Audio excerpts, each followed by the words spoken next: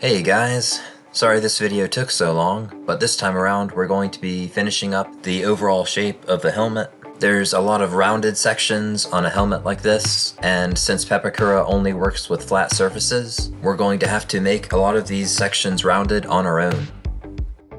In the last video, I showed how to get to this point with the Pepakura model, and I also showed the putty that I'm going to use in this part. So if you haven't seen those videos, go check them out. But anyway, let's just dive into it and pick up where we left off last time. So this is the Pepakura helmet that I made in the first video that has been hardened with liquid plastic, like I showed in the second video. And in this third video, we're going to be sanding down all these rough, pointy edges that you can see along the dome of the helmet. What I'm using here is just a ruler that I've taken and glued some sandpaper onto. This is just an old wooden ruler that I don't plan to use anymore for measuring, so just make sure you don't mess up a ruler that you plan to use in the future. All I'm really going to do for this section is just sand down those pointy edges that are left over from the Pepakura model. When we apply the putty later on, we just don't want them to poke through. And we're going to do the same thing to every other part of the helmet that has like a pointy edge where there's not supposed to be one. Now there are supposed to be some sharp edges on this helmet, so make sure you don't sand those down. Just look at a reference from the Clone Wars TV show if you want to know what it should look like.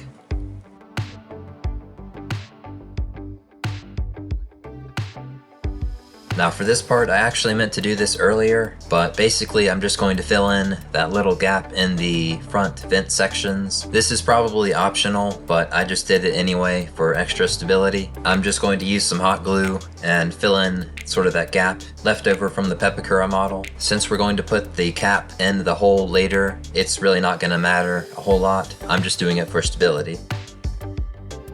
Okay, now I'm going to take a rotary tool and just kind of grind down some of the thicker edges that I wasn't able to get with just sanding by hand. I mostly only did this around the back of the helmet where that little circle is going to go, because we still need to get that piece glued into place, but we'll cover that in a minute. I'm just kind of sanding a section that'll make it easier for it to glue down.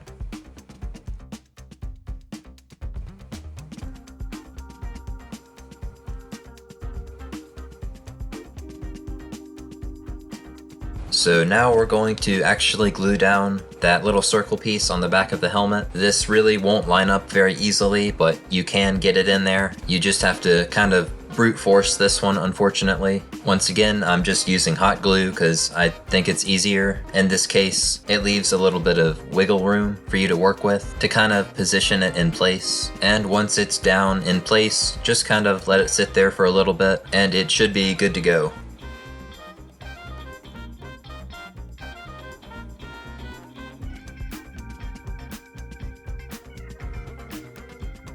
Next, I'm just going to sand down a lot of this lower section around the tubing. This part can be a bit tricky later on, but the more time you spend on this project, the better it will look in the end. I would have liked to have spent more time on it to make it a little bit better in the end, but it just took so long as it was already. I just figured I needed to hurry up and get this out. But I'm still satisfied with the end result, and I'm sure any imperfections will be covered up later when we paint the helmet and give it some battle damage.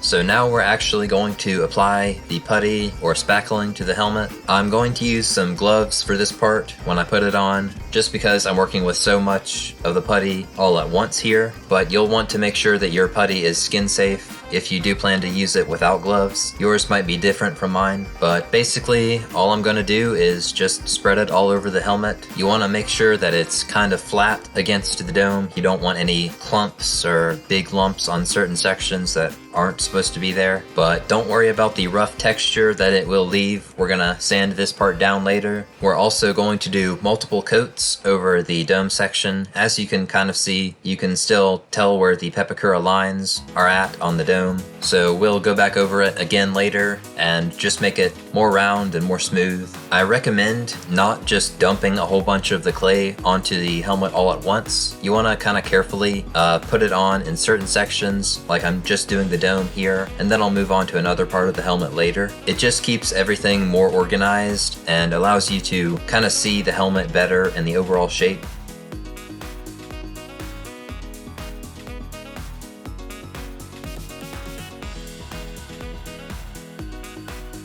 So next up, we're going to move on to the lower section of the helmet. These tubes around the bottom need to be round also. So once again, I'm going to repeat the same process that I did for the dome and just kind of rub some clay over top of these Pepakura lines, making sure not to leave any lumps in certain areas, just to have like an even coating across the whole thing.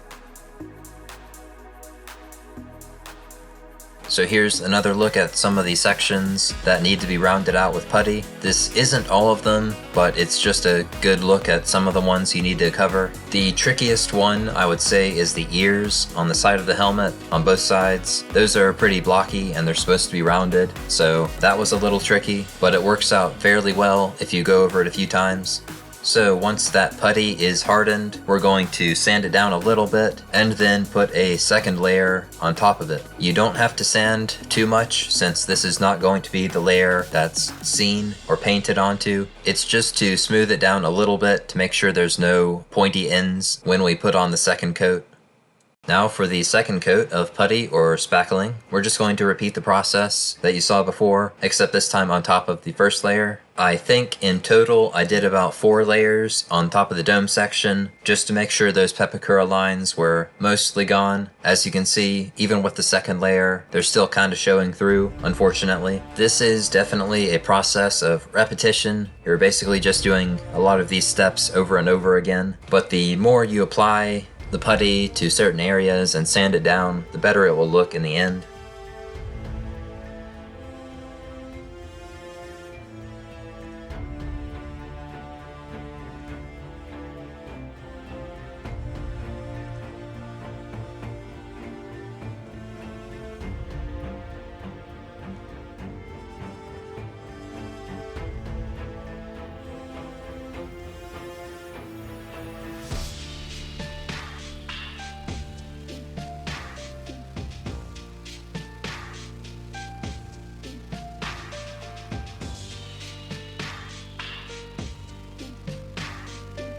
Okay, so now that the second layer has dried, we're going to sand it down a little bit once again. There is this really grainy texture on the helmet as it is, and that will go away as you sand it down over and over again. So don't worry too much about the actual surface texture. Just make sure that you're getting the right shape. That's really the point of the putty, just to make it the correct shape, basically.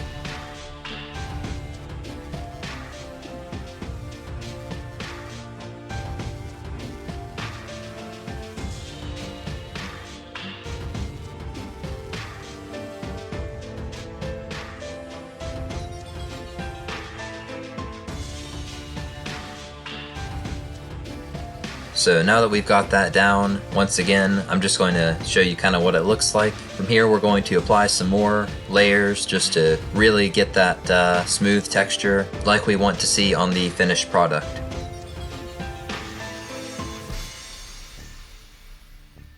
So now I'm going to move on to a slightly larger grit sandpaper, and what I mean by larger is there's actually like smaller grains and there's more of them. So this is actually a less rough sandpaper than I was using before. I want a smoother sandpaper for this section because it will leave a smoother finish. If you use a rougher sandpaper, it will take a lot more of the putty with it, and I don't really want to get rid of the shape that I have. I just want to smooth it out. So as you can see, what I'm doing now is making sure that brim, that little ring around the top of the helmet, sticks out a little more, because that's a pretty well-defined feature of the Clone Wars style helmet. Unlike the live-action style helmet, which has a black ring around the forehead, the Clone Wars style does not. So this piece is pretty important for it to stand out and just give it a better overall shape. I decided to sit down for this section because it really does take forever to sand some of these parts, especially when you get to the higher grit sandpaper and you really want to smooth it out. That can take a long time, so find a chair if you have one.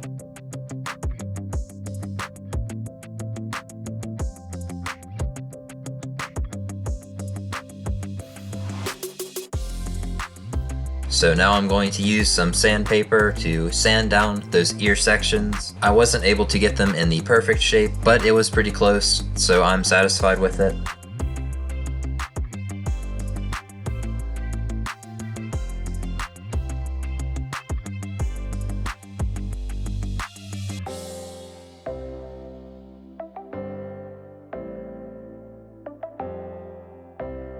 So on the front of the helmet where these tubes are, there's this little crevice that runs down the side of the tube. I couldn't find a perfect picture on the internet of the actual Clone Wars TV show helmet, so I'm not positive if that's supposed to be just a little crevice right down the middle or if it's actually a separate level, like the front part of the tube is on a higher level than the back part. I wasn't able to find a good picture for that, but from what I could tell, I think it was on a higher level. So basically what I'm going to do with the putty is just build up a slightly thicker portion of that tube section on the front and then just kind of have a little black line run down the side of it. I'm just going to draw kind of the rough outline of where that is supposed to go with some pencil. This is going to be painted over, so that won't really show up.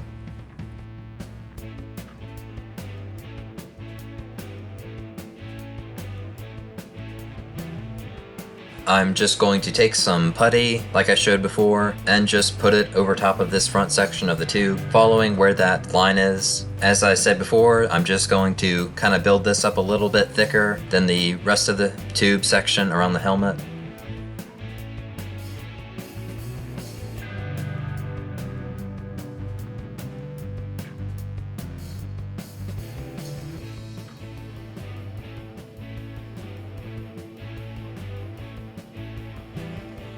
And after that dries, of course, like always, I'm going to sand it down until it's pretty smooth.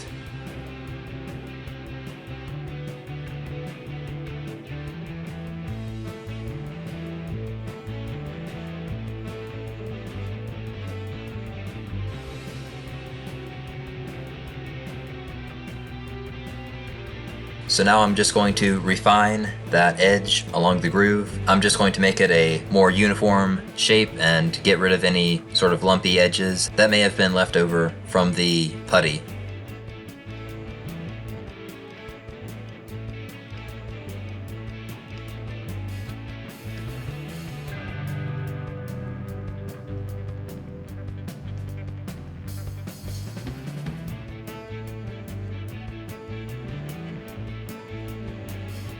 After sanding it down, you can kind of still see some rough spots or some edges that didn't get filled in very well the first time around. And we're just going to fill those in with the second coat.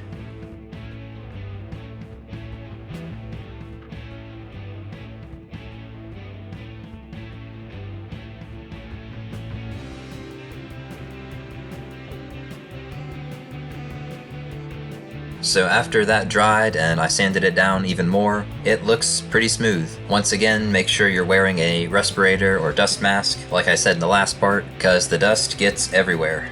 And next, we're just going to wipe down the helmet with a wet paper towel. You just want to get rid of any dust particles that are still sitting on top of the helmet after all that sanding, you know. You also want to clean the inside of the helmet, as there's a lot of dust on the inside too, and you don't want to put the helmet on and breathe it in. You may have to use multiple paper towels for this part, but it's definitely worth it in the end.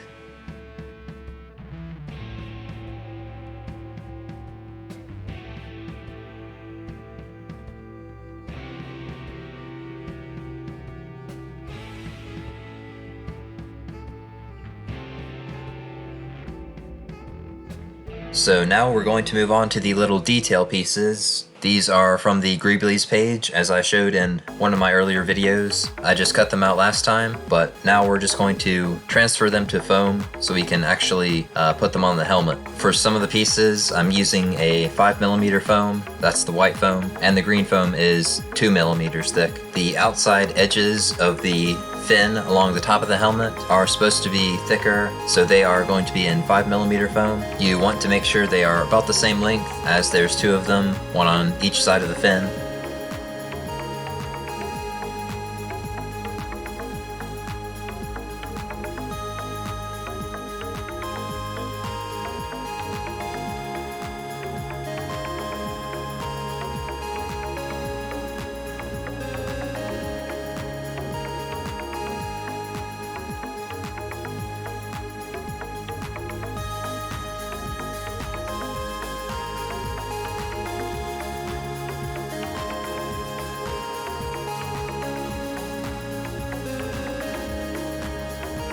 We are also going to cut out that chin piece, just the center part of the chin piece, on this 5mm foam. This piece can be a little tricky as it wraps around sort of that mouthpiece on the helmet, but we'll cover that in the next video.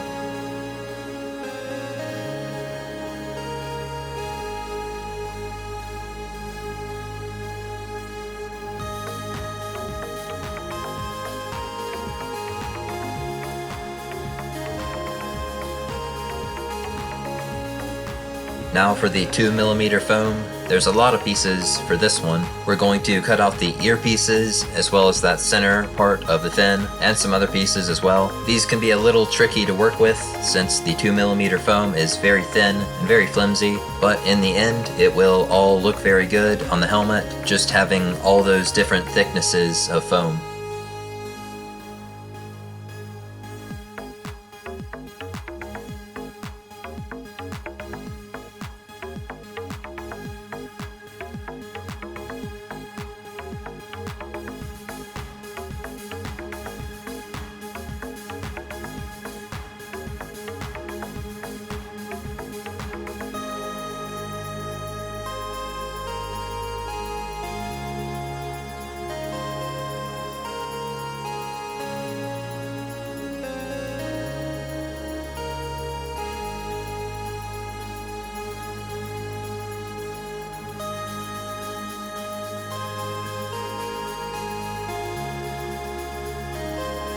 Now for the center section of the fin on top of the dome, it's just one long strip of foam, so it's pretty easy to make.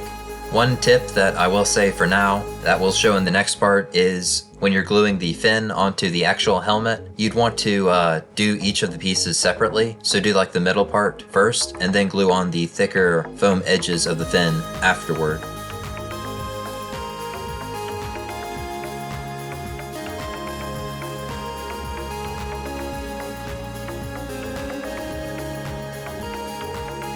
For the earpieces, I actually cut them a little smaller, and I cut them up individually, which is different from my template, but I just kind of felt this was better. But you can do it either way. So that's it for this video. Basically, we have the completed shape of the helmet now. We just need to attach the detail pieces and then paint it, of course. As you can kind of see on my head, the helmet sits a little too low, and this is something that you can fix with some foam padding, like I put in my other helmet. I will also add that in the next video. But I'm satisfied with how it looks so far. We're almost at 3.5K subs, so that's pretty awesome. Thanks for subscribing, and for those of you who are new, feel free to subscribe if you want to see more content like this. And if you have any ideas for future builds, then let me know in the comments. I'm thinking about doing some beginner level tutorials for those of you who are new to costume making. So if you have some ideas for simpler costumes, then feel free to let me know.